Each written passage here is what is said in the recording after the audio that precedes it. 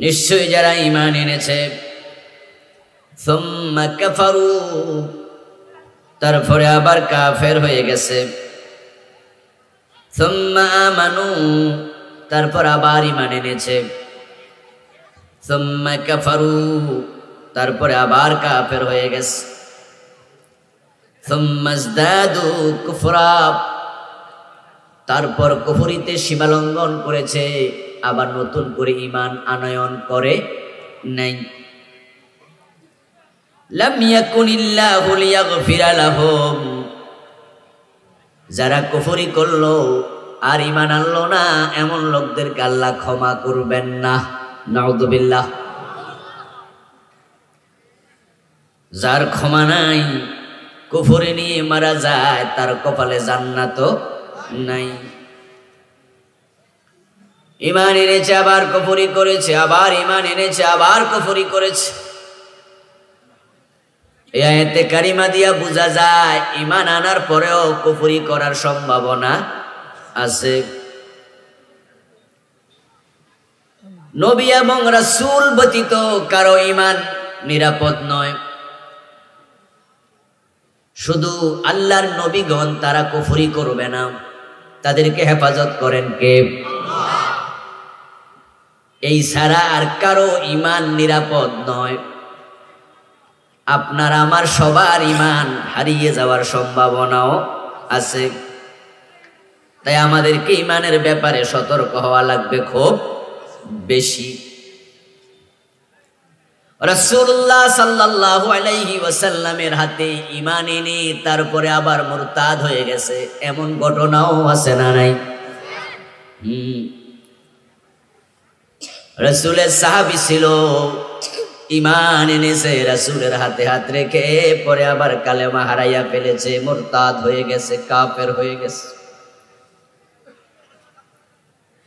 বনী ইসরাইল একজন ব্যক্তি ছিল, তার নাম ছিল বালাম ইবনে বাউর। সে ছিল মুজাবুদ দাওয়া, মুস্তাজাবুদ দাওয়া। দোয়া করতে দেরি, দোয়া কবুল হতে দেরি হতো না। আল্লাহ তাআলা কুরআন মাজিদে ওই বালাম ইবনে বাউর নিয়ে কথা বলেছেন। আল্লাহ বলছেন, হে নবী, আপনার উম্মতকে ওই লোকের আলোচনা করে শোনান। আতাইনাহু আয়াতিনা, যাকে আমি আমার নিদর্শন দিয়েছি, কারামত দিয়েছিলাম। রাসূলুল্লাহ সাল্লাল্লাহু আলাইহি ওয়াসাল্লামের আঙ্গুলের ইশারায় চাঁদ দুই টুকরা হয়েছে, এটা কি কারামত না মুজিজা? কথা বলুন। নবীদের থেকে আশ্চর্য কোনো ঘটনা যদি ঘটে, ওই ঘটনার নাম হলো মুজিজা। আর উম্মত থেকে কোনো ঘটনা যদি আশ্চর্যজনক ঘটে, সেটার নাম হলো কারামত। আতাইনাহু আয়াতিনা, আল্লাহ বলেন তাকে আমি আমার নিদর্শন দিয়েছি, তাকে আমি কারামত দিয়েছি। সেই হাত তুলে দোয়া করত, আমি আল্লাহর সাথে সাথে তার দোয়া কবুল করে নিতাম। ফানসালাখা মিনহা, কিন্তু এই লোকটা এই কারামত নিয়ে টিকে থাকতে পারে নাই, আমার নিদর্শন থেকে সে ফসকে গেছে, পিছল খেয়ে পড়ে গেছে। ফাতবাহু শাইতান, তার পিছনে শয়তান লেগে গেছে। কে লাগছে? কে লাগছে? আমাদের পিছনেও শয়তান আছে না নাই? ফাতবাহু শাইতান, শয়তান তাকে অনুসরণ করেছে, তার পিছনে লেগেছে। ওয়া কানা মিনাল গাবিন, এক পর্যায়ে সেই আল্লাহর ওলি, ওই মুস্তাজাবুদ দাওয়া বালাম ইবনে বাউরা, সে ঈমান হারা হয়ে মরছে, পথ হারা হয়ে গেছে। হে নবী, আপনার উম্মতকে আপনি তার কথা বলুন, তেলাওয়াত করে শোনান। ওই বালাম ইবনে বাউরার কথা আমাদেরকে আল্লাহ শোনাইতে কেন বলে? কারণ হলো আল্লাহ বুঝাইয়া দিলেন, বালাম ইবনে বাউর যদি ঈমান হারা হয়, তার সাথে শয়তান লেগে যায়, তোমাদের পিছনেও শয়তান আছে, ইমানের ব্যাপারে সাবধান না হলে তোমরাও ইমান হারা হওয়ার সম্ভাবনা আছে।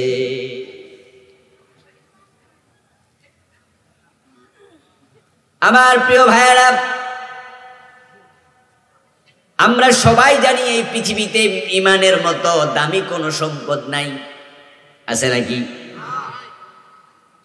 আপনার বাড়ির দাম কত, গাড়ির দাম কত, এটা নির্ধারণ করা যায়? সেই বাড়ি হোক না গুলশানে অথবা বনানীতে, ধানমন্ডিতে, সেই বাড়ি হোক মালয়েশিয়াতে অথবা কানাডাতে অথবা আমেরিকার নিউ ইয়র্কে, এই বাড়ির দাম কত জিজ্ঞাসা করলে বলা যায় এটার দাম 100 কোটি টাকা, 500 কোটি টাকা, 1000 কোটি টাকা। গাড়ির দাম কত? 10 লাখ, 20 লাখ, 50 লাখ, 1 কোটি, 2 কোটি, 5 কোটি। কিন্তু যদি বলা হয় আপনার ইমানের দাম কত, কেউ কি বলতে পারবেন আমার ইমান এত হইলে আমি বেচবো? এই পরিমাণ দাম। আমার বন্ধু, ইমান এমন এক সম্পদ যেটা কোনো দাম দিয়ে, মূল্য দিয়ে কিনা যায় না। তাই ইমানের মতো দামি কোনো নিয়ামত জমিনে আর একটাও নাই। আল্লাহ তাআলা যাকে পছন্দ করেন শুধু তাকে ইমান দেয়। সুবহানাল্লাহ পড়েন। আল্লাহ যাকে পছন্দ করে শুধু তাকে ইমান দেয়। নবী পছন্দ করলেও ইমান দিতে পারে না। এটা কত দামি জিনিস এবার ভাবেন।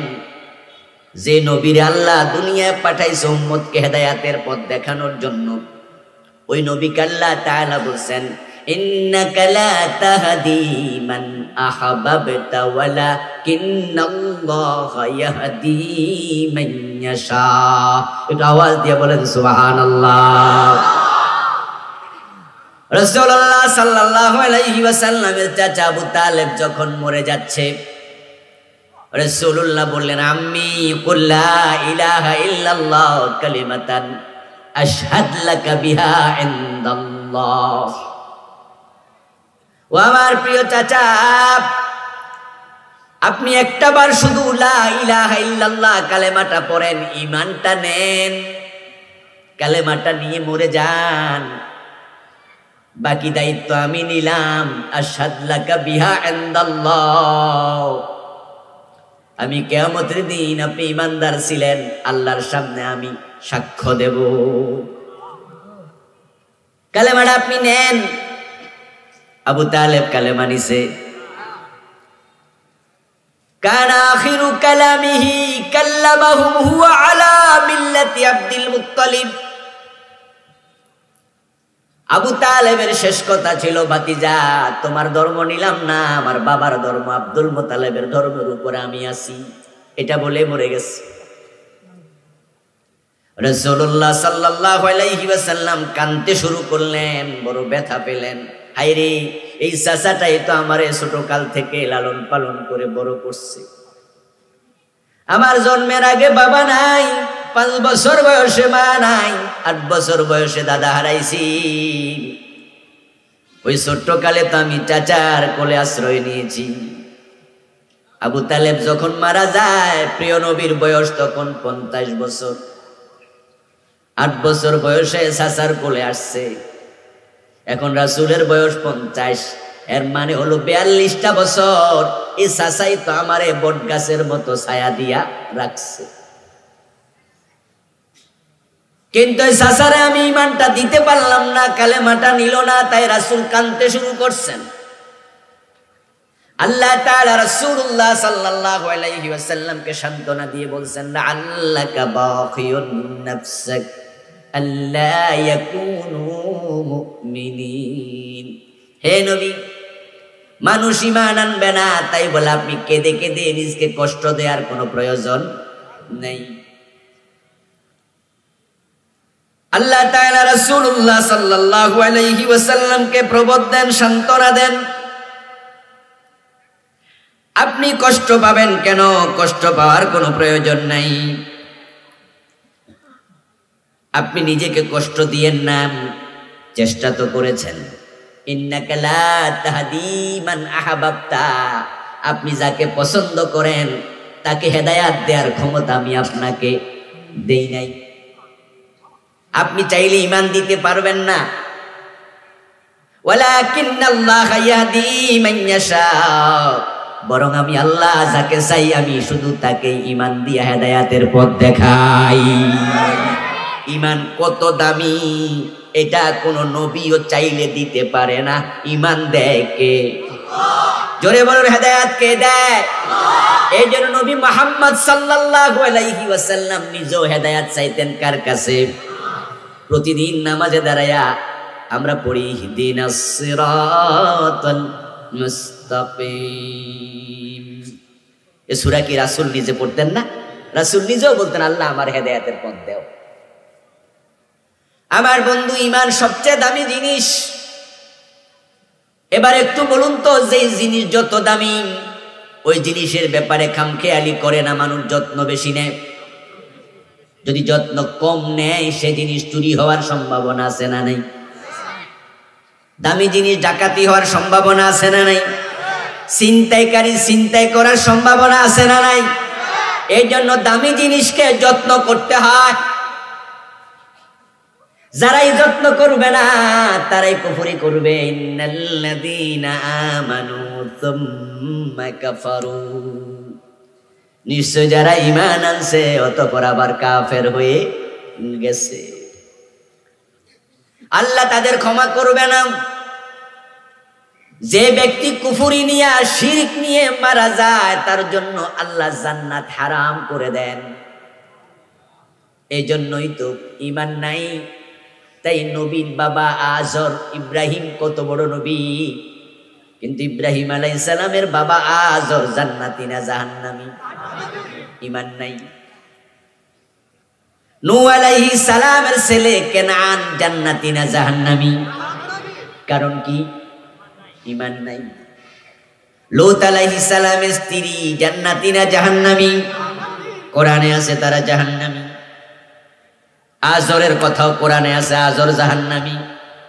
নূহ আলাইহিস সালামের ছেলে কেনানের কথাও কোরআনে আছে, সেও কি? যখন সে ডুবে যাচ্ছে প্লাবনে, নূহ আলাইহিস সালাম তখনও তাকে বলছি ইয়া বুনাইয়ার কাব মা'না, ও আমার প্রিয় ছেলে তুই নৌকায় ওঠ। ওইটা ছিল কেনান। কেনান রাজি হয়নি ঈমান আনতে, জাহান্নামী। রাসূল সাল্লাল্লাহু আলাইহি ওয়াসাল্লামের চাচা আবু তালেব জাহান্নামী।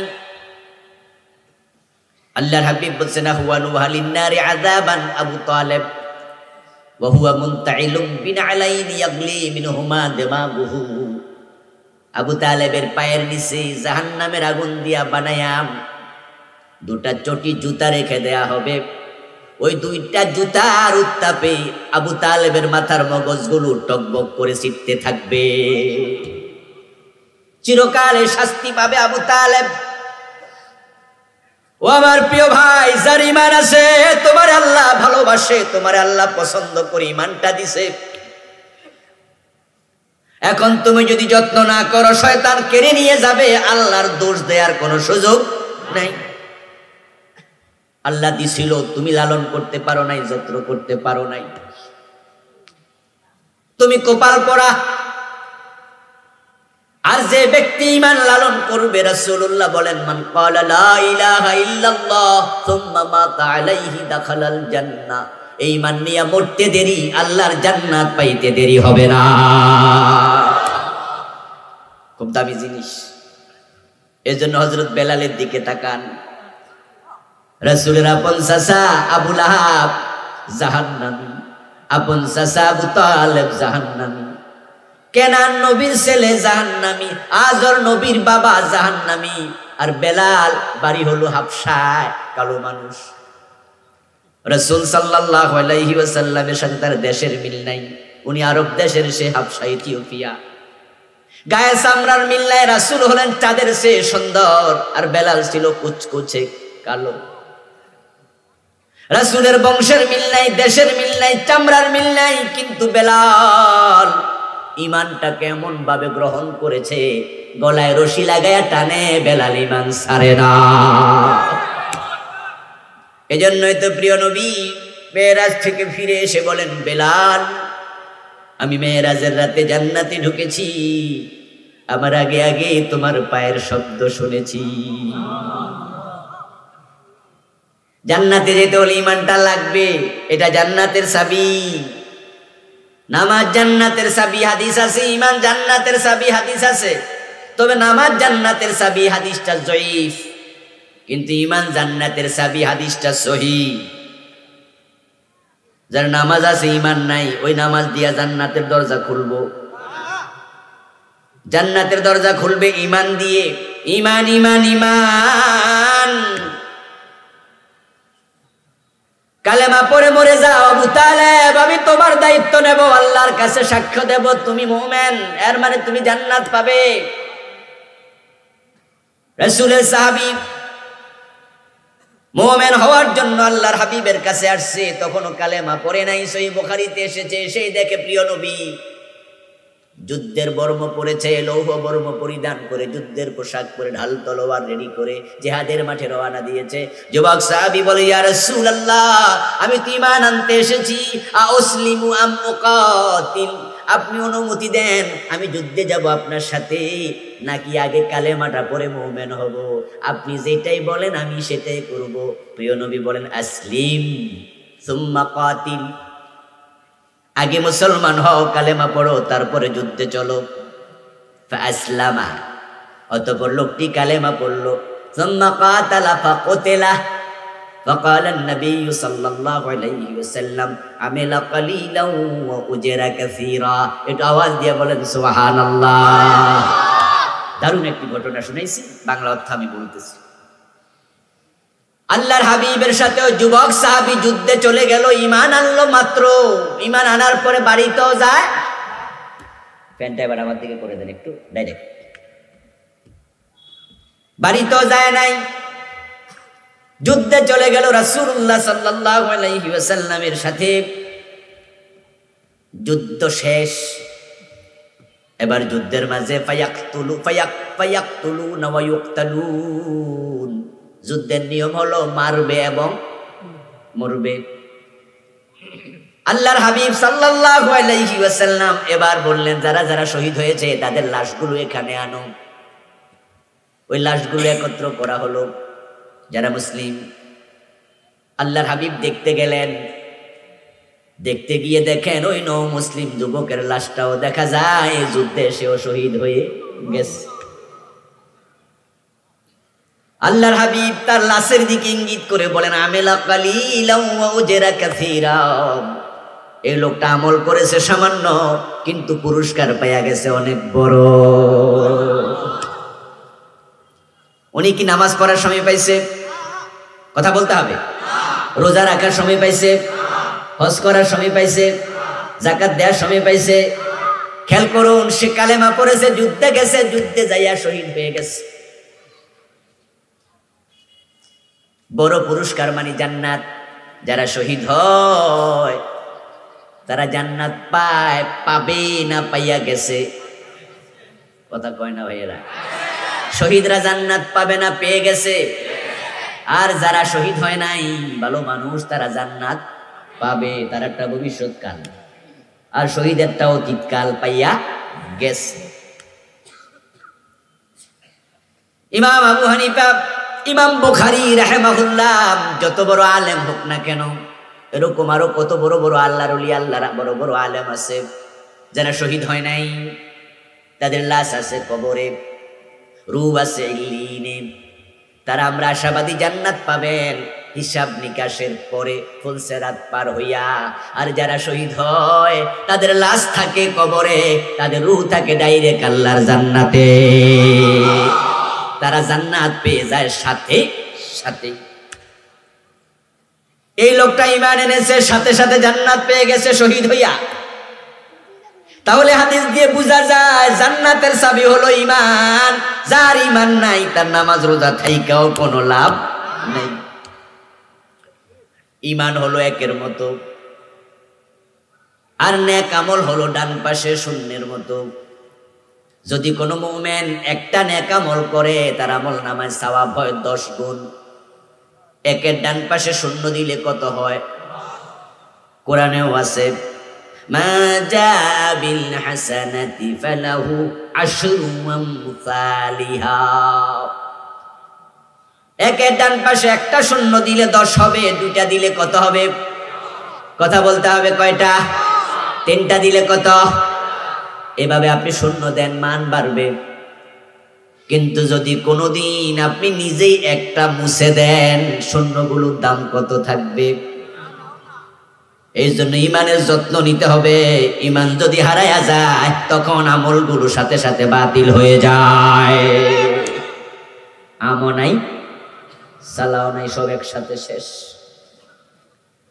আমার বন্ধু, এই ইমান সবচেয়ে দামি, এর চেয়ে দামি সম্পদ পৃথিবীতে আর নাই। আর শয়তান হলো সবচেয়ে বড় চোর, তার মতো বড় চোরও পৃথিবীতে আর নাই।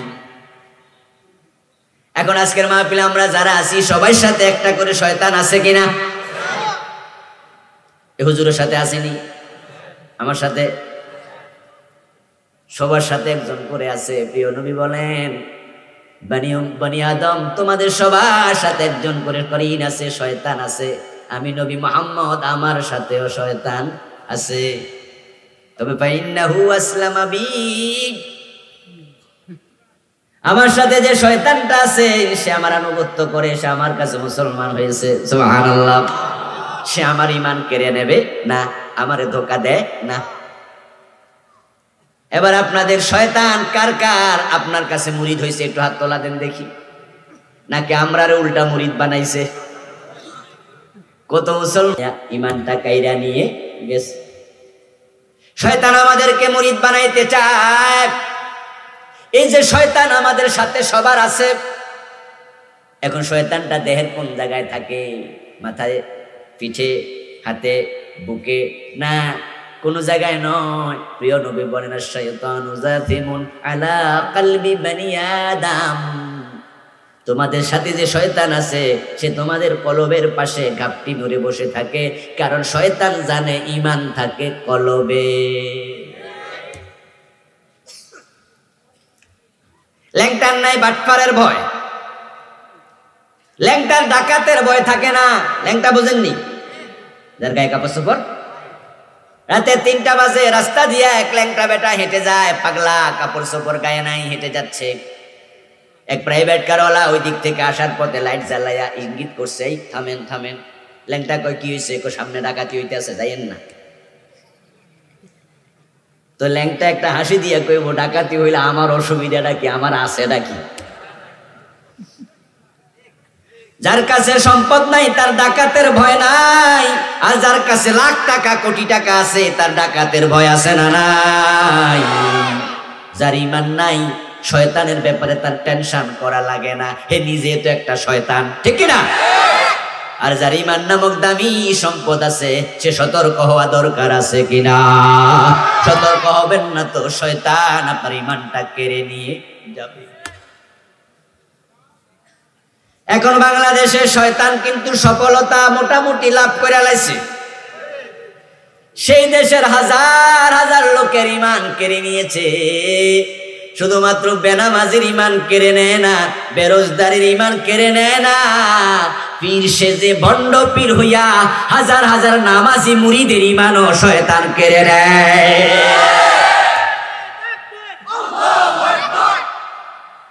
আমার বন্ধু, পীর সেজে, ভণ্ড পীর সেজে কত নামাজি মুরিদের ঈমান কেড়ে নিয়ে গেছে।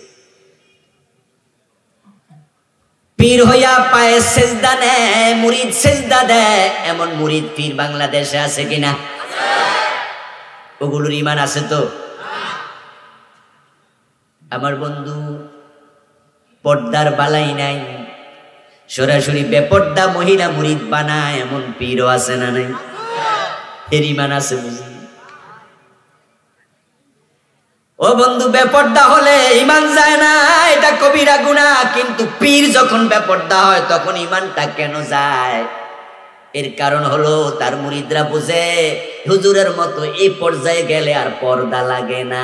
তাই যদি দেখবেন কোন পীর বেপর্দা হয় আর মুরিদরা আপনি প্রশ্ন করেন, তোমার পীর পর্দা করে না, মহিলা মুরিদ করে, বোরকা ছাড়া সামনাসামনি, দেখবেন মুরিদ বলে দেবে তোমার চোখ আর আমার হুজুরের চোখ এক না। মানে আপনার চোখ আল্লাহ বানাইছে মাংস দিয়া, হুজুরেরটা বানাইছে মার্বেল পাথর দিয়া, ঠিক না? যদি কেউ মনে করে পর্দা লাগে না, এমন পীর বাংলাদেশে আছে যারা বলে মনের পর্দা, বরের বড় পর্দা, উপরের পর্দা লাগে না। আস্তাগফিরুল্লাহ। আমার ভাইয়েরা, কত ভাবে শয়তান বাংলাদেশে ঈমান কেড়ে নেয়ার ক্ষেত্রে সফল হয়েছে, তার হিসাব করা বড় কঠিন। মানুষগুলো প্রতিদিন ঈমান হারাচ্ছে, প্রতিদিন। রাসূলুল্লাহ সাল্লাল্লাহু আলাইহি ওয়াসাল্লাম বলেন, এমন একটা সময় আসবে কিয়ামতের আগে তামাম দুনিয়াতে ঈমানওয়ালা একটা মানুষও আর থাকবে না। আর যেদিন তামাম দুনিয়াতে ঈমানদার একটাও থাকবে না, সেদিন আসমান আর জমিনটাও থাকবে না, আল্লাহ ভেঙে ফেলবে। এটার নাম কিয়ামত। আপনারা একটু আওয়াজ করে বলুন তো, কিয়ামত হবে কিনা? কোনো সন্দেহ আছে নাকি? হাদিস হলো, লা তাকুমুস সাআতু ওয়ালা আহাদিন ইয়াকুলু আল্লাহ আল্লাহ। আল্লাহ আল্লাহ বলার মতো যদি একজন লোক থাকে ঈমানদার, কিয়ামত হবে না। তাহলে কিয়ামত যখন হবে, এই হাদিস দিয়ে বোঝা যায় ঈমানওয়ালা একজনও থাকবে না। এবার বলুন তো, কিয়ামত কি পিছাচ্ছে না আগাচ্ছে? তাহলে তো নিশ্চয়ই ঈমানদার ধীরে ধীরে কমতেছে। ক্বালান নবী সাল্লাল্লাহু আলাইহি ওয়াসাল্লাম, ইয়াজতামিউনা ফিল মাসাজিদি লাইসা ফীহিম মুমিনুন। ঈমান হারাদের অবস্থা এমন হবে, তারা মসজিদে জামাতের সাথে নামাজ পড়বে, ইমাম মুয়াজ্জিন মুক্তাদি একটারও ঈমান থাকবে না। তাকুনু বাইনাস সাহ ফিতানুন কাকিতাইল লাইলিল মুসলিম। আল্লাহর হাবিব ভবিষ্যৎবাণী করছেন, কিয়ামতের আগে এত বেশি ফিতনা, এত বেশি বিপর্যয় ফাসাদ ঘটবে, অন্ধকার, রাতের অন্ধকারের মতো চারদিক থেকে ফিতনা দিয়ে আসবে। ইউসবিহু ফিহা আর-রাজুলু মুমিনা ফায়ুমসি কাফিরা। ওই ফিতনার কারণে মানুষগুলো সকাল বেলায় মুমিন থাকবে, সন্ধ্যা বেলায় ঈমান হারা কাফের হয়ে যাবে। ইয়ামসি মুমিনান ওয়া ইয়াসবিহু কাফিরা। সন্ধ্যা বেলায় মুমিন থাকবে, সকাল বেলায় কাফের হবে। ওয়া ইয়াবিউ আকওয়ামুন দীনাহুম বিআরাদিদ দুনিয়া। দুনিয়ার টাকার কাছে, ক্ষমতার কাছে মাথা নত করবে। অবস্থা এমন হবে, অনেক আলেম ওলামা পর্যন্ত টাকার বিনিময়ে ঈমান বিক্রি করে ফেলবে। দিন বিক্রি করবে, ঈমান বিক্রি করবে দুনিয়ার সম্পদের কাছে। আমার ভাইয়েরা, শুধুমাত্র দুনিয়ার বৈষয়িক স্বার্থে, দুনিয়ার স্বার্থে আলেম ওলামারাও জালেমের সাথে হাত মিলায়, এমন আলেমও আছে না নাই? চাকরির সুবিধা, অর্থনৈতিক সুবিধা, বৈষয়িক সুবিধা, ক্ষমতার সুবিধা, মানুষ ঈমান হারা হবে হাসতে হাসতে, খেলতে খেলতে, খামখেয়ালি করে। একজন এক এক জায়গায় ঈমান হারাবে। কালান নবী সাল্লাল্লাহু আলাইহি ওয়াসাল্লাম, ইন্নাল আবদা লা ইয়াতাকাল্লামু বিল কালিমাতি লা ইউলকি বিহা লাহা বালা। অবস্থা এমন হবে, মানুষ এমন কথা বলবে যেই কথার কোনো গুরুত্ব নাই, একবার হালকা করে কথা বলবে, ইয়াবি বিহা ফি জাহান্নাম। অথচ তার মুখের কথাটা আল্লাহ এত নারাজ হবে, মিন সাখাতিল্লাহ, আল্লাহ এত নারাজ হবে, ওই একটা কথার কারণে ঈমান চলে যাবে, আল্লাহ তাকে জাহান্নামের মাঝখানে ফেলে দেবে। তার যে ঈমান চলে গেছে, হয়তো সে টেরও পাবে না। ও আমার ভাই, ঈমানের যত্ন নিয়েন বেশি করে। ঈমান হলো কাচের গ্লাসের মতো। কিসের মতো? কাচের গ্লাস। যত্ন না করলে যেই কোনো সময় ভেঙে যেতে পারে। কাচের গ্লাস তৈরি হতে সময় লাগে 2 দিন, 3 দিন, 5 দিন, 7 দিন, 10 দিন। একদিনে তৈরি হয় না।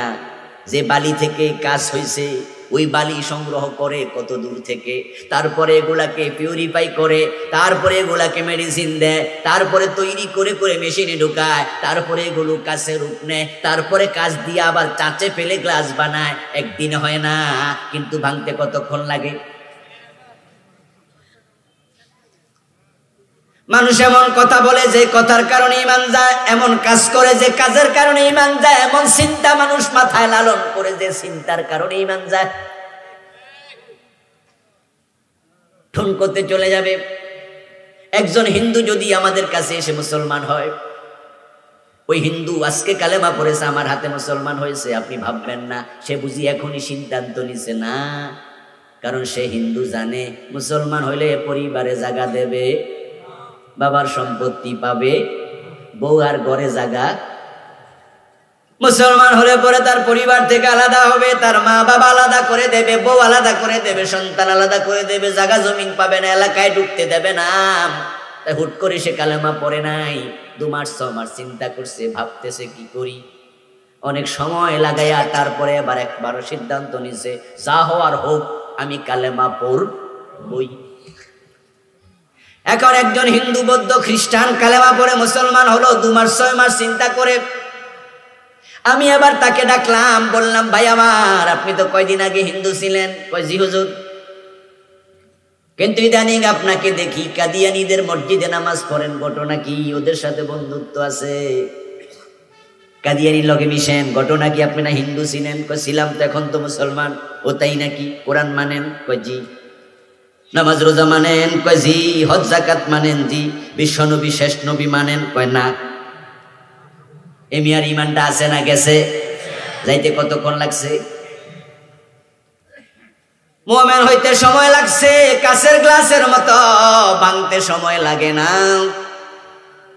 তাই কোন কথা করলে ঈমান যায়, কোন কাজ করলে ঈমান যায়, কোন চিন্তা করলে ঈমান যায়, ওই বিষয়গুলো জানা দরকার আছে না নাই? না যাই না বিষ খাইলে অসুবিধা আছে না নাই? কথা কয় না ভাই। আরে আপনি জানেন না এটা বিষ, এটা চা মনে করে খাইয়ে লাইছেন, অসুবিধা হবে না? তো কোন কথা কইলে ঈমান যায় আপনি জানেন না, ওই কথা কইয়া দেখেন, ঈমান কিন্তু গেছে গা। কোন কাজ করলে ঈমান যায় আপনি জানেন না, আপনি করে ফেলছেন, ঈমান কিন্তু চলে গেছে। কত লোক কত হালকামি করে ঈমান হারায়, তার হিসাব নাই। তাই রাসূল বলছে, বান্দা এমন কথা বলে লা ইউলকি লাহা বালা, সে পরোয়াই করে নাই, কি যে কথা কইছে এটা কোনো ভাবেও নাই, ঠাট্টা করে কইছে, কিন্তু ঈমান শেষ। 2 দোস্ত গল্প করছে, চা দোকানে বসে গল্প করছে, কথা বলছে। এক পর্যায়ে এমন একটা কথা বলছে যে এটা হাদিসের খেলাফ, এটা হাদিসের উল্টা। তখন ওই দোস্ত বলতেছে, দোস্ত থাম থাম, তুই এখন যে কথাটা কইছ এই কথাটা কিন্তু হাদিসে নাই, এটা বরং উল্টা হইছে। তখন সে হাসি দিয়া কয়, আরে রাখ তোর হাদিস, আমারটা আগে শোন। এমন কথা কয় না? এই যে রাখ তোর হাদিস, এর মানে দাঁড়ালো কি হাদিস সে নিতে রাজি নাই। ঈমান থাকলো কেমনে? কারণ এই কথা তো কোরআনের উল্টা কথা। কোরআনে আছে, মা তাকুমুর রাসূলু ফাখুযু ওয়া মা নাহাকুম আনহু ফান্তাহু। রাসূল জানিয়ে এসেছেন তা ধরো, যা ছাড়তে বলেছেন তা ছাড়ো। রাসূল যা বলেছেন তা ধরো, রাসূল যা ছাড়তে কইছে তা ছাড়ো। এখন দোস্ত দোস্তর কই এটা হাদিসে নাই, ওটা হাদিসে আছে, এই কয় রাখ তোর হাদিস। রাসূলের হাদিস যদি কেউ প্রত্যাখ্যান করে, তার ঈমানটা থাকলো কেমনে? আমার বন্ধু, আপনারা অনেকে আছেন যারা আল্লাহর ঘর মসজিদে গেলে আল্লাহর আইন মানার ব্যাপারে আপনারা সবাই একমত। মাগরিবের ফরজ 3 রাকাত, ইমাম যদি ভুলে 2 রাকাতে সালাম ফিরায়, সালাম ফিরাবেন না লোকমা দিবেন? কথা বলতে হবে তো। সালাম ফিরাবেন না লোকমা দেবেন? ইমাম যদি আপনার বাপ হয় লোকমা দেবেন? ইমাম যদি আপনার পীর সাহেব হয়? কারণ 3 রাকাত ফরজ নামাজ রাসূল পড়েছে, আল্লাহ 3 রাকাত ফরজ করছে, এখানে ভুল করলে কোনো ছাড় নাই। আল্লাহর আইন রাসূলের ভুল বিধান মানার ব্যাপারে আমার কোনো দ্বিমত নাই। তাই যেই ভুল করুক তারা আমি লোকমা দেব, সোজা করে দেব, ভুল গ্রহণ করতে রাজি না। ডান পা দিয়ে মসজিদে ঢোকে, বাম পা দিয়ে মসজিদ থেকে বের হয়, মসজিদে গিয়ে আল্লাহ রাসূলের কথা ছাড়া কারো কথা মানে না। ওই লোকটাকে বলি, চাচা দাঁড়িয়ে আছে, টুপি আছে, পাজামা পাঞ্জাবি আছে, মেসওয়াক আছে, তাসবিহ তাহলিল আছে, মসজিদে নামাজও আছে, কিন্তু সেই আপনি যখন রাজনীতি করেন তখন আপনি ইসলামের পক্ষে আর থাকেন না। তখন চাচা কয়, সব জায়গায় ইসলাম টানিও না। কয় না আরে মেয়ে সব জায়গায় ইসলাম ইসলাম করো। নামাজ ইসলাম মানে, রোজা ইসলাম মানে, ওইটা কইলে কই সব জায়গায় ইসলাম ইসলাম করো কেন? মিয়া থামো, ইমানটা চলে গেল। কারণ কোরআন মাজিদে আল্লাহ বলছে হলো ফিসসিলমে কাফা, তুমি আছো যেখানে ইসলাম থাকবে সেখানে। এখন উনি কয় সব জায়গায় ইসলাম ইসলাম করো কেন? এই যে একটা হালকা কথা বলেছে, কথা তার ইমানটা চলে গেছে, উনি জানেই না। আমার বন্ধু, ইমান চলে যায় মানুষের 10টি কারণে। এ বিষয়ে আমি এবার একটি বই লিখছি। গত 6 বছর ধরে বই লেখা কন্টিনিউ শুরু করছি, প্রতি বছর একটা একটা লিখি। এবার আলহামদুলিল্লাহ একটা লিখছি, নাম দিছি ইমান, কুফর ও নেফাক। কোন কোন কারণে কুফর হয়, কোন কোন কারণে মানুষ মুনাফিক হয়, কোন কোন কারণে ইমানটা চলে যায়, গবেষণা করে তারপরে লিখলাম ডকুমেন্টারি, একবারে দলিল দিয়ে দিয়ে লিখেছি। আমি দেখলাম 10টা কারণে ইমান চলে যায়। এর অনেকগুলো কারণ বাংলার অনেক মুসলমান জানেও না। মক্তবে যখন ছিলাম আমরা, তখন আমরা অজুর ফরজ শিখছি। অজুতে কয় ফরজ? কথা বলুন, অজুতে কয় ফরজ? কোন কোন কারণে অজু ভাঙ্গে মক্তবে শিখেন নাই? আমরা নামাজ শিখেছি, নামাজে 13 ফরজ, আরকান আহকাম 13 ফরজ। 1 নম্বরে কাপড় পাক, 2 নম্বরে শরীর পাক, বুঝছেন না? 1 নম্বরে শরীর পাক, 2 নম্বরে কাপড় পাক, 3 নম্বরে নামাজের জায়গা পাক, 4 নম্বরে 70 টাকা। এরকম করে করে আমরা 13টা আরকান আহকাম শিখছি। এখন কোন কোন কারণে নামাজ ভেঙে যায় আমরা শিখেছি। রোজা ভেঙে যায় কেন আমরা শিখেছি। এই জন্য দেখবেন আপনারা রোজা রাখেন, ছোট্ট ফোলা বয়স মাত্র 9-10 বছর, ও বেটাও রোজা রাখছে। এখন আপনি যদি তাকে রোজার দিন বলেন যে একটা চকলেট খাইবো, বেশি কইব জান আমি রোজা খাইতাম না, কারণ সে জানে রোজার দিনে খাইলে রোজা ভেঙ্গে যায়। ওযু করে মসজিদের বারান্দায় ঢুকলেন, পেটের অবস্থা ভালো না, গ্যাস্ট্রিকের সমস্যা, একটা কাশ দিছেন, একটু হাওয়া বাড়ি হয়েছে, পিছন রাস্তা দিয়ে হাওয়া বাইর হয়েছে, অজু আছে না ভেঙে গেছে? এখন এই অজুটা দিয়া নামাজ পড়বেন না, নতুন অজু। যদি কেউ অজু দিয়া নামাজ পড়ে আলা দুনিয়ার কেউ জানবে না, তাই বলে নামাজটা হয়ে গেছে, ঠিক না? হয়েছে? ও আমার ভাই, অজু ভেঙে যায় বিভিন্ন কারণে, অজু আবার করা লাগে। নামাজে দাঁড়ায় নামাজ পড়তেছেন, পিছন দিয়ে একজন মসজিদে ঢুকছে, খেয়াল করেনি আপনি যে নামাজে, উনি পিছন দিয়ে এসে কয় কেডা গো কি করেন? আপনি কোন দেখেন না নামাজ পড়ি? নামাজ আছে না গেছে? আমরা নামাজে কথা বললে নামাজ ভেঙে যায়, এটা কি বোঝেন না সবাই? এই জন্য আমরা নামাজে কেউ কথা বলি না। নামাজে দাঁড়াইছেন আপনার ঘরে, আপনার স্ত্রী আপনাকে বলতেছে এই এই এই চাবিটা কই, আলমারি খুলমু, আপনি নামাজে কি কইবেন নাকি চাবিটা আছে অমুক জায়গায়? আপনি জানেন নামাজটা ভেঙে যাবে। তো নামাজ ভাঙলে কারণ থাকে, রোজা ভাঙ্গার কারণ থাকে, অজু ভাঙ্গার কারণ থাকে, ইমান ভাঙ্গার বুঝি কোনো কারণ নাই। তো কয় কারণে ইমান ভাঙে শিখছেন কয়জনে? কয় কারণে ইমান ভাঙে? এই দেশে হাজার হাজার মুসলমান খবরই রাখে না। খবর না রাখার কারণে ইমান ভাঙতে ভাঙতে অবস্থা এমন হয়েছে, এখন প্রকৃত ইমানওয়ালা সমাজে পাওয়া বড় দুষ্কর হয়ে গেছে। টুপিওয়ালা, দাড়িওয়ালা, পাজামা পাঞ্জাবি পাগড়িওয়ালার অভাব নাই, ইমানওয়ালার বড় অভাব, বড় অভাব। এমনিতে মুসলমান লক্ষ লক্ষ কোটি কোটি, অভাব নাই। ভোটার তালিকায় মুসলমানের সংখ্যা বাংলাদেশে নাকি 16 কোটির বেশি। 1971 সনে দেশে মানুষ ছিল 7.5 কোটি, না? বঙ্গবন্ধু কইছিল 7.5 কোটি, কম্বল আমারটা কই? মানুষ 7.5 কোটি, কম্বল আইছে 7.5 কোটি, ওই আমারটা কই রে? 7.5 কোটি মানুষ, 50 লাখ হিন্দু বৌদ্ধ খ্রিস্টান বাদ দেন, তাহলে 7 কোটি ছিল মুসলমান। এখন 2022 সন চলছে, মানুষ হয়ে গেছে প্রায় 18 কোটি। 2 কোটি হিন্দু বৌদ্ধ বাদ দেন, তাহলে মুসলমান হয়ে গেছে 16 কোটি। ছিল 7 কোটি, এখন 16 কোটি। 10 বছর পরে এটা কমবে না আরো বাড়বে? 20 বছর পরে তাহলে আমরা যেমনে মুসলমান বাড়তাছি, একজন থাকলে তো কিয়ামত হবে না।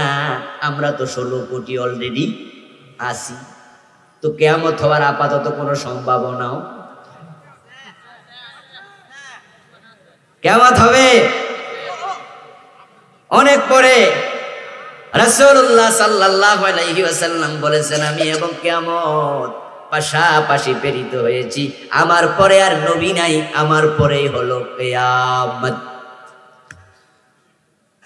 আকাশে যখন বৃষ্টি হওয়ার আগে আকাশ তর্জন গর্জন করত, আল্লাহর হাবিব সাল্লাল্লাহু আলাইহি ওয়াসাল্লাম একবার ঘরে ঢুকতেন, আবার ঘর থেকে বের হতেন, আবার ঘরে ঢুকতেন, আবার ঘর থেকে বের হতেন, অস্থির থাকতেন। প্রশ্ন করা হলো, ইয়া রাসূলুল্লাহ, এমন আপনি করছেন কেন? আল্লাহর হাবিব জবাব দেন, আমি আশঙ্কা করতেছি কিয়ামত বুঝি শুরু হয়ে যাচ্ছে। যখন বৃষ্টি শুরু হতো, আল্লাহর হাবিব তখন একটু শান্ত হয়ে বলতেন, না না, রহমত নাজিল হচ্ছে। কিয়ামত যে কখন হবে আল্লাহ তাআলা এই ইলমটা আল্লাহ নিজের কাছে রেখেছেন, দুনিয়ার কাউকে জানান নাই। তবে কোরআনে আছে, ইকতারাবাতিস সাআ, কিয়ামত গনাইয়া গেছে। ইমানদার কমতে কমতে এমন অবস্থা হচ্ছে, আজকে ইমানদার খুব কম, ভোটার লিস্টিতে আছে 90%-এর বেশি। আমি বলি 90% মুসলমান লাগে না, বাস্তব মুসলমান যদি 51% থাকতো, অনেক আগে বাংলাদেশ কোরআনের আইনে চলতো।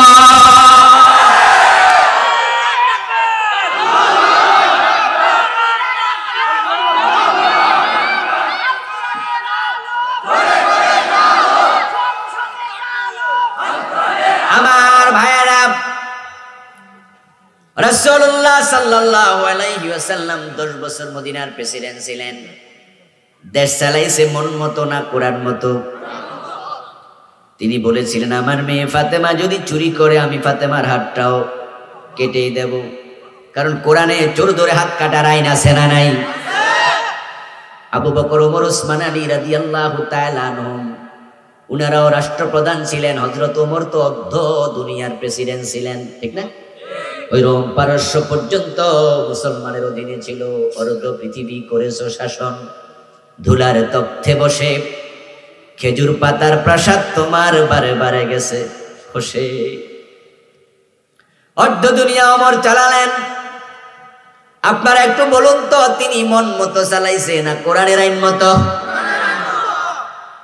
কোরআন সুন্নাহর বাহিরে ওমর যায় নাই। ওনার ছেলে আবু শামা মদ পান করেছে, ছেলে করে হাই দেন নাই। মদ্যপানের অপরাধে প্রিয় পুত্রকে নিজ করে মেরেছ দোররা, মরেছে পুত্র তোমারই চোখের পরে। আল্লাহর হাবিব কোরআনের আইন দিয়ে চালাইলেন রাষ্ট্র, সাহাবারা চালাইলেন। এখন আমরা নাকি 90% মুসলমান। আওয়াজ দিয়ে বলুন তো, আমাদের দেশ কোরআনের আইনে চলে না ব্রিটিশ আইনে চলে? ব্রিটিশরা মুমিন না কাফের? তো কাফের আইন মাইন্না তোমরা মুমিন থাকলা কেমনে?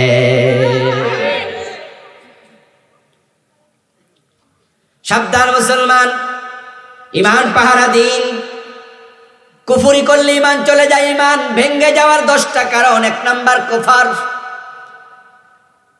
কুফর হবে তখন আপনার চিন্তা, আমল এবং আপনার কর্ম সরাসরি কোরআন এবং হাদিসে মুতাওয়াতিরের সাথে উল্টা হবে যখন।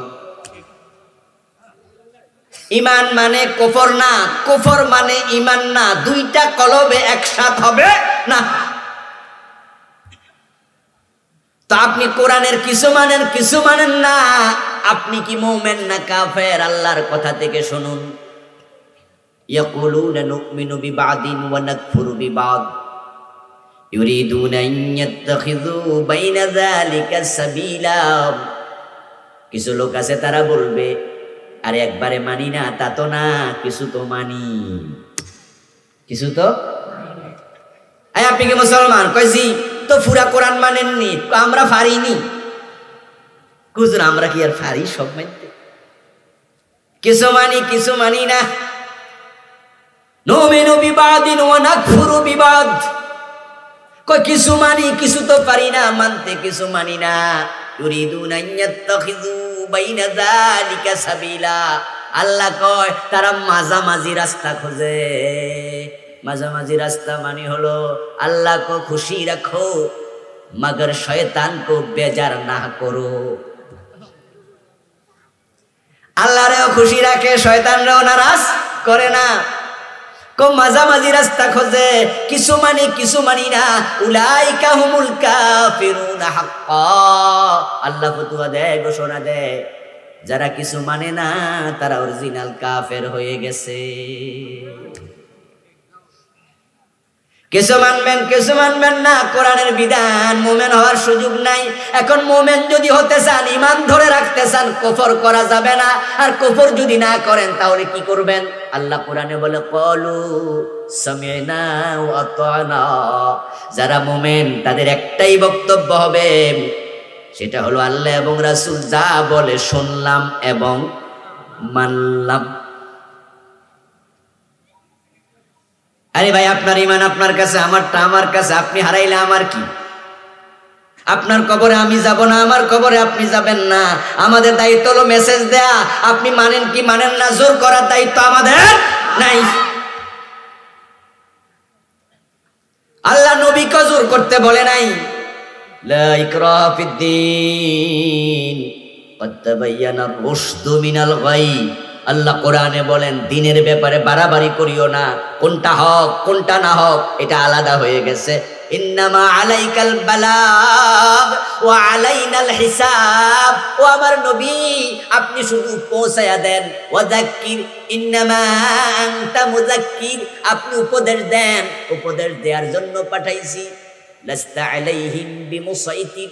আপনি জোর জবরদস্তি করবেন না, আপনি পৌঁছায়া দেন। কে মানলো কে মানলো না হিসাব নেয়ার জন্য আমি আল্লাহ তো আছি। আপনি ঈমান যদি রাখতে চান, এই সূত্র থিওরি আপনাকে নিতে হবে। ক্বালু সামি'না ওয়া আতা'না। আল্লাহ তাআলা কোরআনে বলে যারা মুমিন তাদের বক্তব্য হলো শুনলাম এবং, কথা বলুন, শুনলাম এবং, আবার বলুন শুনলাম এবং। এর মানে আল্লাহ এবং রাসূলের কথা শুনতে দেরি, মানতে দেরি করা যাবে না। আচ্ছা, যদি আপনি মনে করেন যে কোরআন হাদিসের কিছু কথা আপনার কাছে কেউ বলেছে অথবা নিজে পড়ে জেনেছেন, জানার পরে আপনি বলেননি যে মানবো না, তবে আপনি চিন্তা করতেছেন মানবো নাকি মানবো না, এরকম একটা দ্বিধাদ্বন্দ্ব আছে। আচ্ছা, যে ব্যক্তি বলে নাই মানবো না, সে দ্বিধাদ্বন্দ্বে আছে শরীয়তের মাসালায়, সে মুমিন কি কাফের? কি হতে পারে বলুন তো? মাশাআল্লাহ, ইয়েস, সেও কাফের। যে মানে না বললো সে কাফের, যে কিছু মানে কিছু মানে না সে কাফের, যে মানবো কি মানবো না এরকম করে চিন্তা করতেছে, আল্লাহ কোরআনে বলেন সেও কাফের। মুমিন কে? মুমিন হলো সে যে বলবে শুনলাম এবং মানলাম। তো যে মানবো কি মানবো না করতেছে, এ কি এখনো মানছে? তো মুমিন হইল কেমনে? আল্লাহ কোরআনে আলো ক্লিয়ার করে দিয়েছেন, মা কানা লিমুমিনিন ওয়ালা মুমিনাতিন ইযা কাদাল্লাহু ওয়া রাসূলুহু আমরা আইয়াকুনা লাহুমুল খিয়ারাতু মিন আমরিহিম। আল্লাহ বলেন নারী হোক আর পুরুষ হোক, মুমিন মুমিনা, আল্লাহ এবং রাসূল কোন ফয়সালা দেয়, কোন কথা বলে, তখন মানবো কি মানবো না এই চিন্তা করার অধিকারও তার থাকে না। সে শুধু বলবে শুনলাম এবং মানলাম।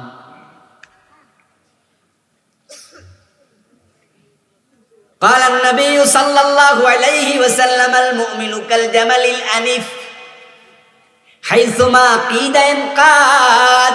আল্লাহর হাবিব চমৎকার করে আরো ব্যাখ্যা করে জাতিকে শোনাচ্ছেন, তুমি যদি মুমিন হও, ঈমান ধরে রাখতে চাও, তুমি হয়ে যাও সেই ওটের মতো, যেই ওটের নাকের ভিতরে মালিক রশি ঢুকাইয়া টান মারছে।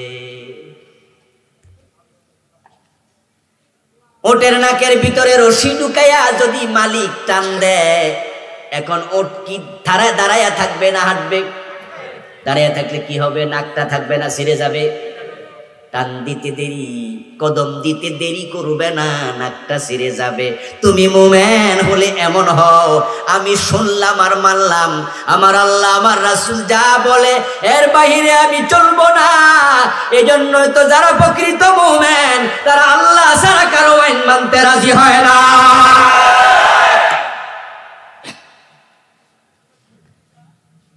তারা সব জায়গায় একটাই কথা বলে, সেটা হচ্ছে সব জায়গায় মানি শুধু একজন, তিনি কে? আল্লাহ। আর এটার নামে তো লা ইলাহা ইল্লাল্লাহ। আপনি আল্লাহরেও মানবেন, আবার আবু জেহেলরেও মানবেন, আপনি মুমিন নন।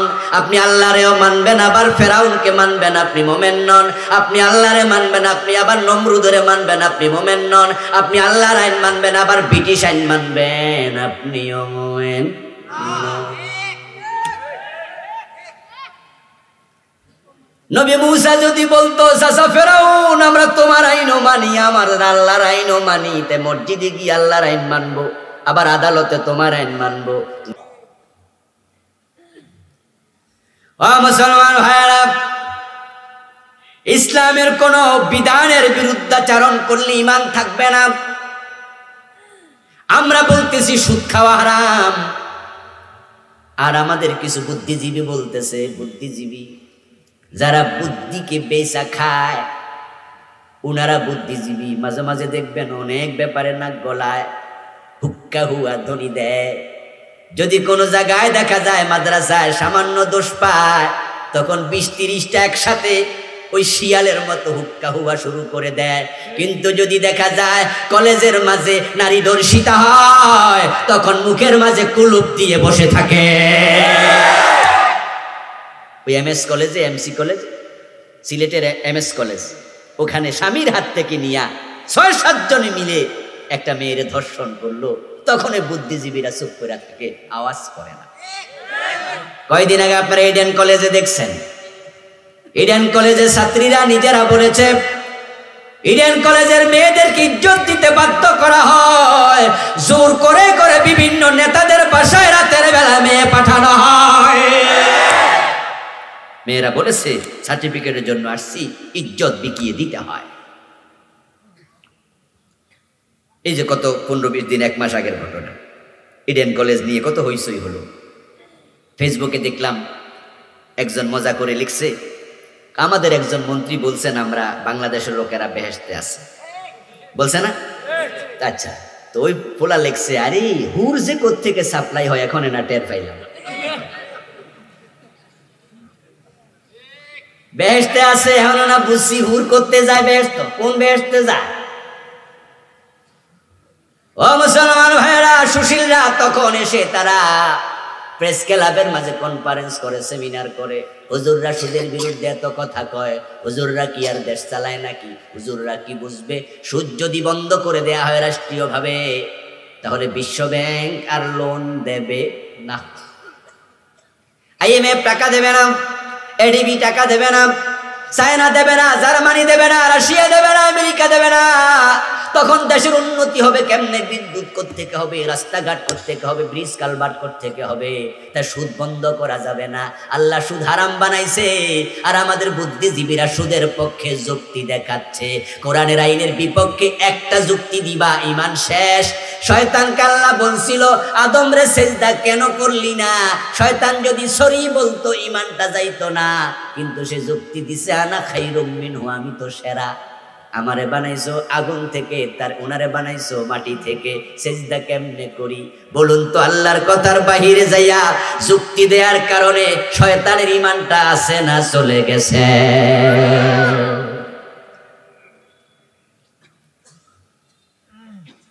আমাদের কিছু বুদ্ধিজীবী তারা আল্লাহর আইনের কথা শুনলে আটকে ওঠে।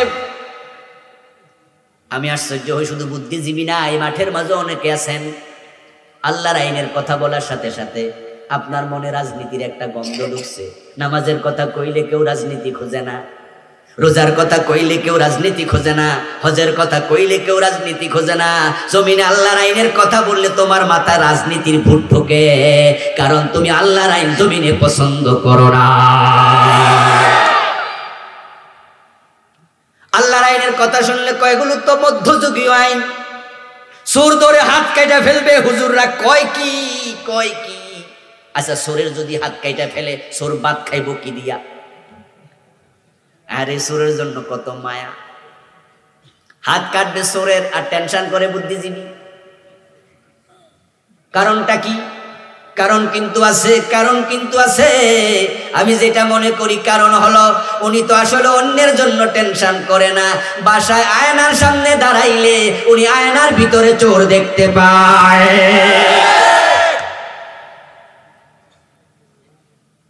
আল্লাহর আইন যদি কায়েম হয়ে যায়, কত হাজার হাজার মানুষের হাতের কবজি থাকবে না।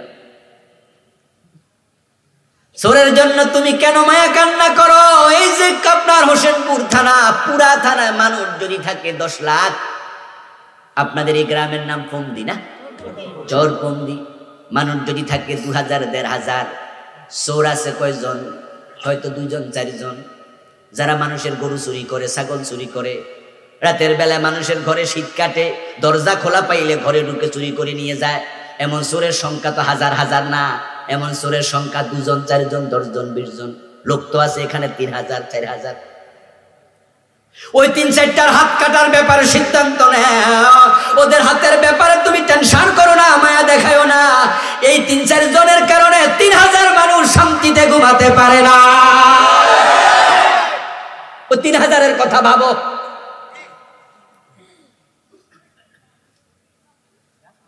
আর যদি চোরের হাত কাটা শুরু হয়ে যায়, তোমরা ভেবো না এদেশে হাজার হাজার মানুষের হাত থাকবে না, তা মোটেও নয়। আইনটা যদি চালু হয়ে যায়, 2-4 10 জন 20 জন 50 জন চোরের হাত কাটবে, টেলিভিশনে দেখাবে, খবরে দেখাবে, ফেসবুকে দেবে। ওই হাত কাটা চোর দেখে হাজার হাজার চোর এমনিতে চুরি ছেড়ে দেবে। ইসলামের বিধান খুবই সাইন্টিফিক। এই জন্য ইসলামের আইন, হুদুদের আইন গোপনে কায়েম করা জায়েজ নাই। ওয়ালিয়াশহাদ আযাবাহুমা তায়ফাতুম মিনাল মুমিনিন। কোরআন মাজিদ আল্লাহ তাআলা বলেন, জেনা করলে 100 বেত লাগাও, কোন রকমের দয়া দেখাইও না। এবং যেখানে বেত লাগাইবা সেখানে দরজা বন্ধ করে লাগাইও না, প্রকাশ্যে খোলা মাঠে বেত লাগাও, খোলা মাঠে পাথর মারো, খোলা মাঠে চোরের হাত কাটো। এতে করে যে অন্যায় করেছে সে শাস্তি পাইয়া চুরি ছেড়ে দেবে, অন্যায় ছেড়ে দেবে, জেনা ছেড়ে দেবে। 80 বেত লাগাইবা মদ পান করলে সবার সামনে, এটা টেলিভিশনে দেখাও কেমনে 80 বেত লাগাচ্ছে।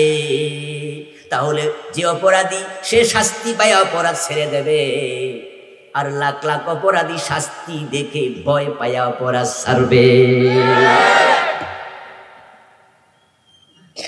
নেতার ছেলে চুরি করলে হাত কেটে দাও, নেতা নিজে চুরি করলে হাত কেটে দাও। প্রিয় নবীর মতো বলো, আমার মেয়ে ফাতেমা চুরি করলে তার হাতটাও কাটবই। 2-4 জন এমপি, 3-4 জন মন্ত্রী, 4-5 জন সচিব যদি ফখরুদ্দিন গভর্নমেন্ট হাত কেটে দিত, জেলে না দিয়া, কারো জেলে দিছে আবার বাইর হইয়া গেছে, হাত কেটে দিলে কত মজা হতো। ওই হাত কাটা এমপি দেখে, হাত কাটা মন্ত্রী দেখে, হাত কাটা সচিব দেখে, অফিসার দেখে আগামী 10-20 বছর পর্যন্ত আমাদের নেতারা দেশের টাকা চুরি করতে সাহস করত না। ইসলামের বিধানগুলো বড় চমৎকার। এখন আপনি বলতেছেন এটা কেন ওটা কেন, আল্লাহর বিধানের বাহিরে যাইয়া যুক্তি দিলে ঈমান থাকবে না।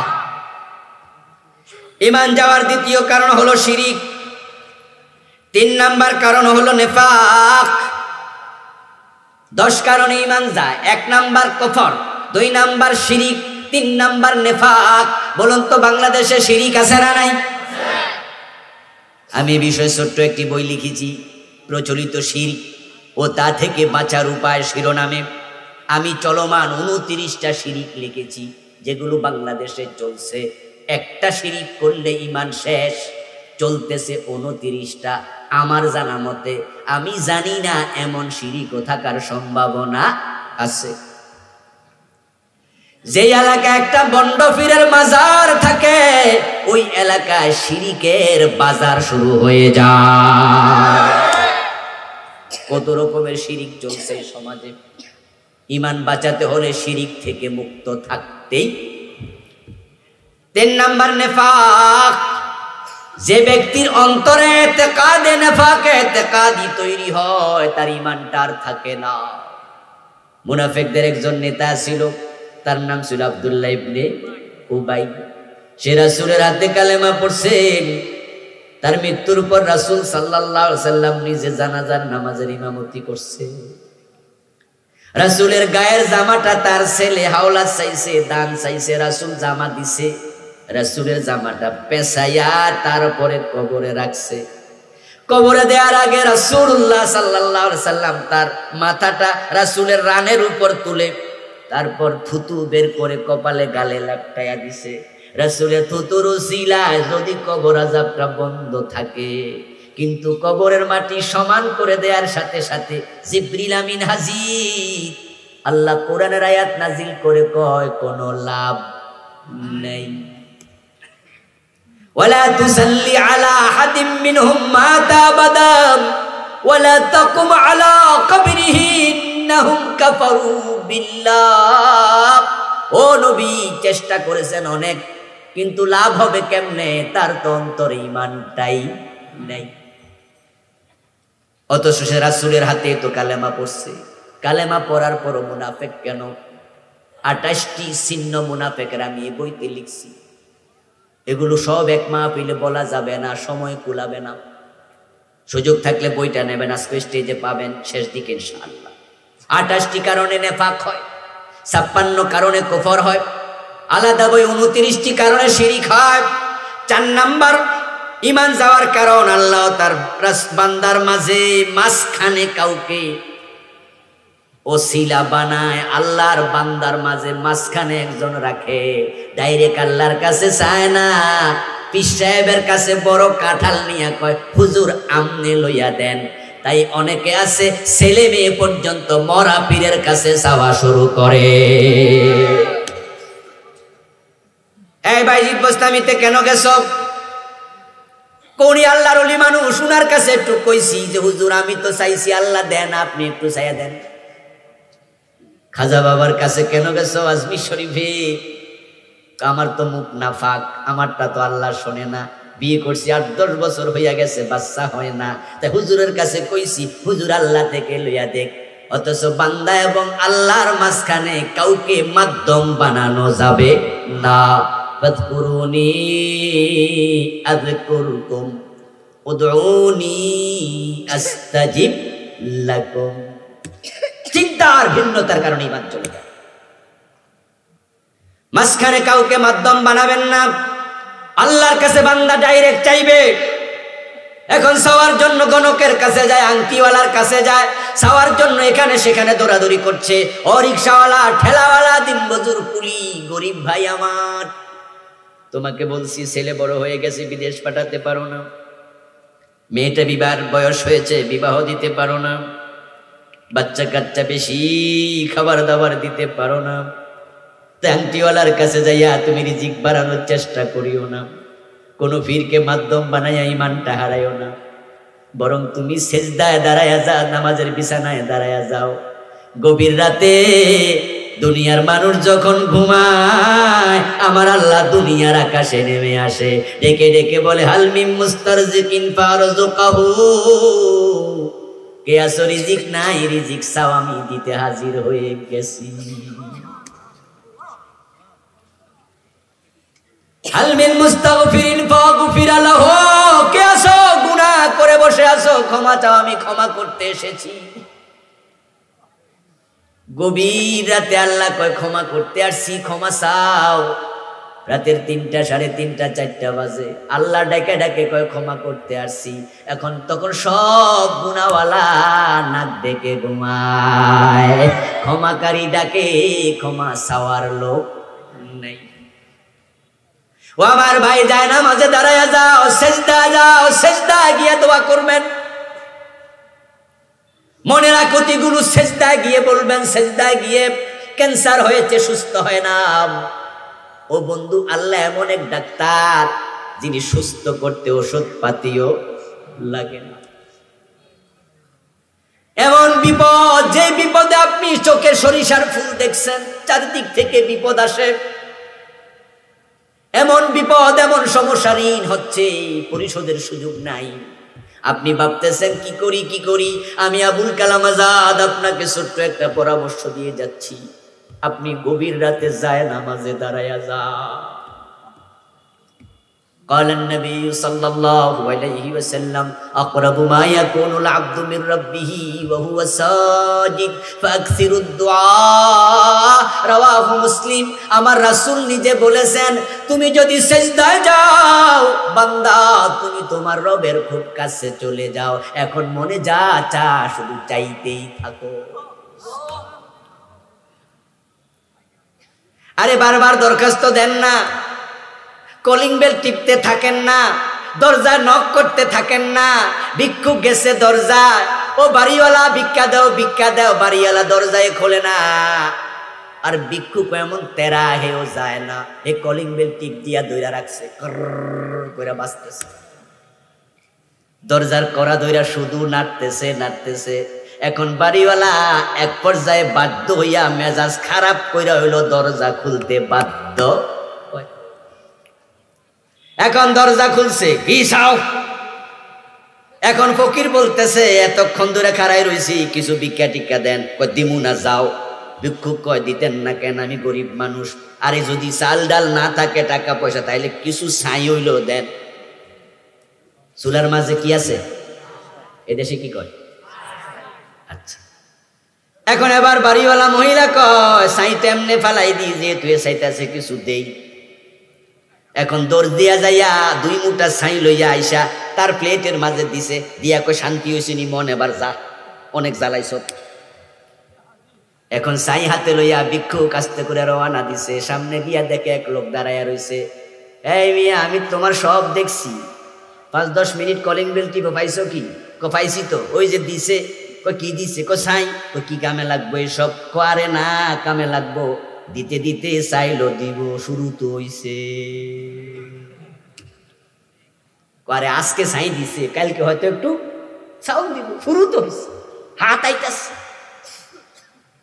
আমার বন্ধু, আপনি আল্লাহ তাআলাকে শক্ত করে ধরেন, চাওয়ার মতো চান, সিজদায় চোখের পানি ছেড়ে জায়নামাজ একটু ভিজায়া দেন।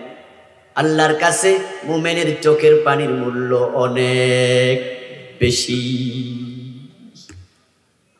আমার রব যদি আপনার চাওয়া দেখে, বারবার প্রার্থনা দেখে, দরখাস্ত দেখে একটু টিক চিহ্ন দিয়ে দেয়, রিজিকের দরজা খোলা লাগবে না, একটু জানালা খুলে দেয়, আপনি নিয়ে কুলাতে পারবেন না। পথের ফকির, পথের কাঙ্গাল, 1000 কোটি টাকার মালিক হয়ে গেছে, এমন ঘটনাও আছে। রাস্তায় হাঁটতো এমন লোক বড় দেশের প্রেসিডেন্টও হয়েছে। এই যে আমাদের পাশের রাষ্ট্র ভারত, বর্তমান প্রধানমন্ত্রী কি নাম? নরেন্দ্র মোদী। চা বিক্রি করত, রেল স্টেশনে পত্রিকা বেচত। তার জীবনীতে পড়লাম, বাবার সাথে মাছ ধরে মাছ বেচত। হিন্দু ধর্মে যে জাত আছে, জাতের মাঝে যারা মাছ বেচে, ওরা কি উচ্চ বংশ নাকি ওদের কাছে নিম্ন? উচ্চ বংশ নয়। যদি ইসলামের মাঝে কোনো পেশায় ছোট না, আল্লাহ নবীদের মাঝে বাঁশ ব্যবসায়ী ছিলেন এমন নবী আছে, তাঁতি ছিলেন এমন নবী আছে, কামারি করছে এমন নবীও, ছাগল চড়াইছে সব নবী। এই জন্য মুসলমানের কাছে কোনো পেশা ছোট নয়, কোন পেশাকে ছোট মনে করা জায়েজ নাই। মা আয়েশা রাদিয়াল্লাহু তাআলা আনহাকে একজন সাহাবী প্রশ্ন করলেন, রাসূলুল্লাহ ঘরে কি কি কাজ করে? বিশ্বনবী বলেন, তিনি তো একজন মানুষের মতো, যত কাজ দরকার। উনি জুতার পিতা ছিঁড়ে গেলে পিতা সেলাই করে, যদি জামা ছিঁড়ে যায় উনি জামাও সেলাই করে। ও বন্ধু, আপনি দেখেন, আপনার নরেন্দ্র মোদী ছিল হকার, পত্রিকা বিক্রেতা, মাছ বিক্রেতা, চা বিক্রেতা। আল্লাহ তাআলা আজকে ভারতবর্ষের প্রধানমন্ত্রী বানাইয়া দিছে। এরকম আরো কত আল্লাহর বান্দা আছে। আপনাদের পাশের জেলার নাম নরসিংদী না, নাকি বর্ডার না? এই যে এখান দিয়া গেলেই তো নরসিংদী, কোন দিকে আমি জানি না, আমার আবার পিছনে নাকি দক্ষিণই তো চিনি না, কারণ আমি আজকে এশারের নামাজ পড়ছি এখানে আইসা দক্ষিণ দিকে ফিরা। এই কিছুক্ষণ আগে পড়ছি এসে, কারণ যারা বিছনা বিছাইছে এরা দিকে দক্ষিণ দিকে বিছাই। বড় মাপের একজন পয়সাওয়ালা মানুষ আছে, তার নাম আব্দুল কাদের মোল্লা। বাংলাদেশে গভর্নমেন্টকে যে ট্যাক্স দেয় ব্যবসায়ীরা, তার মাঝে সে কোনো বছর ফার্স্ট হয়, কোনো বছর সেকেন্ড, কোনো বছর থার্ড। ওই আব্দুল কাদের মোল্লার মুখে আমি বক্তৃতা শুনেছি, অনেকগুলো মাহফিলে তিনি অতিথি ছিলেন, দেখেছি। উনি কোনো জায়গায় আলোচনা করতে গিয়ে বলেছেন, এসএসসি পরীক্ষায় ফর্ম ফিল আপ করার মতো টাকা আমার বাবার ছিল না, তাই এসএসসি পরীক্ষাটা দেয়া হয় নাই। অথচ আজকে হাজার হাজার কোটি টাকার মালিক। আল্লাহ কত গরিবের বড় লোক বানায়া দেয়। তাই আপনাকে বলছি, আপনি মাধ্যম বানাবেন না, ঈমান হারা হবেন না। চাইলে সরাসরি কার কাছে চাইবেন? রাসূলুল্লাহ বলেছেন, ইজা সালতা ফাসআলিল্লাহ, ইজা ইসতানতা ফাসতাইন বিল্লাহ, আল্লাহর কাছে চাও। ঈমান যাওয়ার 6 নাম্বার কারণ, 10টা, তার মাঝে কিন্তু অনেকগুলো হয়ে গেছে। ধৈর্য হারান নাই তো? 6 নাম্বার কারণ, রাসূলের আদর্শ ব্যতীত অন্য কোন মানুষের আদর্শকে শ্রেষ্ঠ মনে করলে ঈমান থাকে না। লাকাদ কানা লাকুম ফি রাসূলিল্লাহি উসওয়াতুন হাসানাহ, আল্লাহ বলে রাসূলের জীবনে তোমাদের জন্য হলো সর্বশ্রেষ্ঠ আদর্শ, সর্বোত্তম মডেল তোমাদের জন্য নবী মুহাম্মদ সাল্লাল্লাহু আলাইহি ওয়াসাল্লাম। এখন আদর্শ মানে কি? আদর্শ মানে হলো মানুষ যাকে অনুকরণ করে, অনুসরণ করে। মসজিদে গেলে রাসূল আদর্শ, তাই আমরা বুকের উপরে হাত বাঁধি না, নাভির নিচে বাঁধি, তা নিয়ে ঝগড়া করি। আমরা যখন আমিন বলি, জোরে বলবো না আস্তে বলবো, তা নিয়ে ঝগড়া করি। রাসূলকে আমি অনুসরণ করব, তিনি আমার মডেল, সেই আমি যখন আবার রাজনীতি করি, তখন আমার আদর্শ হয়ে যায় মিস্টার গান্ধী, জর্জ ওয়াশিংটন, অমুক নেতা তমুক নেতা। তাই ব্যানারে লেখে আমি অমুকের আদর্শের সৈনিক। তুমি যদি নবী মুহাম্মদকে সব জায়গায় আদর্শ মানতে না পারো, তোমার ঈমান থাকবে না। রাসূলুল্লাহর আদর্শের সৈনিক হবার কারণ, এই জন্য যারা প্রকৃত মুসলমান, তারা রাসূল ছাড়া কাউকে প্রকৃত নেতা মানে না। রাসূল আমার আদর্শ, রাসূল আমার প্রেরণা। 7 নাম্বার, ইসলামের কোন বিধানকে অপছন্দ করলে ঈমান থাকবে না। ইসলামের বিধান আপনারা অপছন্দ করেননি? মাশাআল্লাহ, আওয়াজ করেন, করেন, পছন্দ করেন। আপনার মসজিদের ইমাম সাহেব যদি দ্বিতীয় বিয়ে করে, ইমামতি থাকবে তো? থাকবে? তৃতীয় বিয়ে করলে থাকবে নাকি কইবেন হুজুরের চোখ খারাপ? একাধিক বিয়ের অনুমতি ইসলামে আছে না নাই? কিন্তু আমরা নিজেরাই তো, কেউ দ্বিতীয় বিয়ে করলে আমরা তার চরিত্র নিয়ে প্রশ্ন তুলি। অথচ আল্লাহর বক্তব্য, ফানকিহু মা তাবা লাকুম মিনান নিসাই মাসনা ওয়া সুলাসা ওয়া রুবা। তোমরা তোমাদের প্রয়োজন যদি থাকে, শারীরিক সামর্থ্য আছে, অর্থনৈতিক সামর্থ্য আছে, তোমার প্রয়োজনও আছে, তুমি 2টা বিয়ে করো, 3টা করো, 4টা করো, তুমি করার সুযোগ আছে। তবে শর্ত হলো সবার সাথে সমান আচরণ করতে হবে।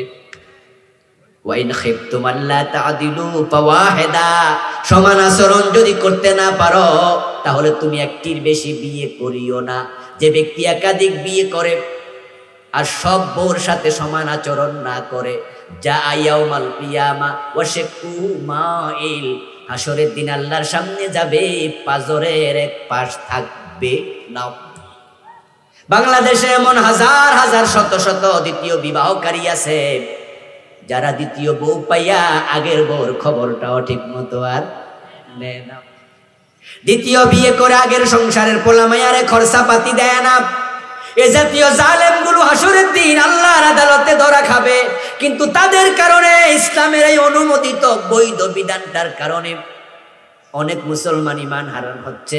কারণ দ্বিতীয় বিয়ে করলে কয় হুজুরের চোখ ভালো না, দ্বিতীয় বিয়ে শুনলে কোন কামডা করলো কি।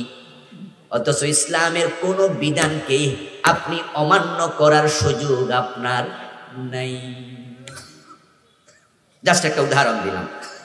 8 নাম্বার, ইসলামের কোন বিধান নিয়ে ঠাট্টা বিদ্রুপ করলে ঈমান থাকবে না।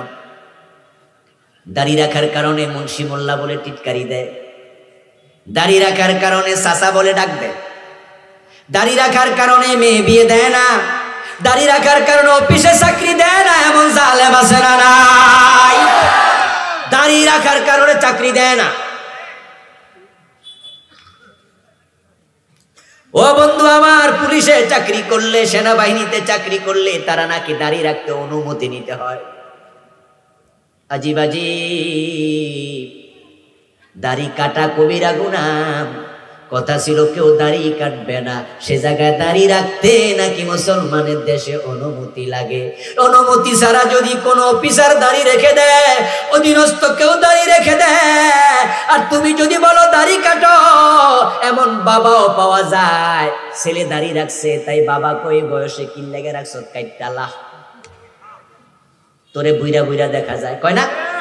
দাড়ি রাখলে কথাটা অনেকে কয়, দাড়ি রাখছে বুড়া বুড়া লাগে।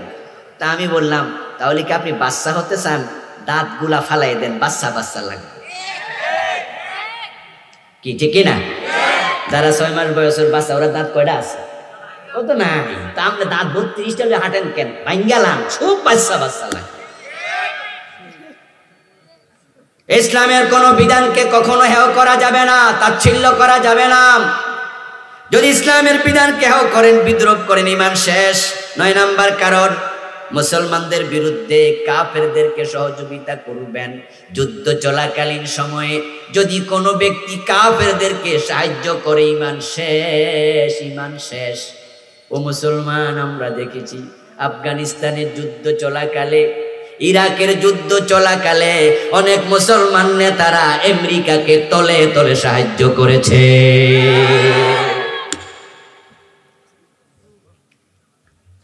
কাফের এবং মুসলমানের যুদ্ধ চলাকালে কাফেরকে সাহায্য করলে ঈমান চলে যাবে। 10 নম্বর কারণ, কোন ব্যক্তি শরীয়তের বাহিরে থাকতে পারে এমন বললে ঈমান চলে যাবে। এই আলোচনা মাঝখানে করে ফেলেছি। আপনার পীর পর্দা করে না, আমার পীরের চোখ তোমার চোখ একরকম না, মানে বুঝাইয়া দিল আমার পীরের জন্য পর্দা লাগে না। পীর সাহেব নামাজ পড়ে না, মুরিদকে জিজ্ঞাসা করলো, তোমার পীর তো নামাজ পড়ে না। পরে মিয়া কি কও, নামাজের মতো নামাজ একবার পড়লেই চলে। পীর সাহেবের নামাজ লাগে না, পীর সাহেবের পর্দা লাগে না। যদি আপনি মনে করেন কারো জন্য শরীয়তের বাহিরে থাকার অনুমতি আছে, ঈমান শেষ হবে। এর কারণ হলো, সব মানুষকে আল্লাহ ইবাদতের জন্য বানাইছে, তাই শরীয়তের বিধানের বাহিরে থাকার অনুমতি কোনো মানুষের জন্যই নাই। এই মৌলিক কারণগুলোতে ঈমান চলে যায়। এই বিষয়গুলো স্টাডি করবেন।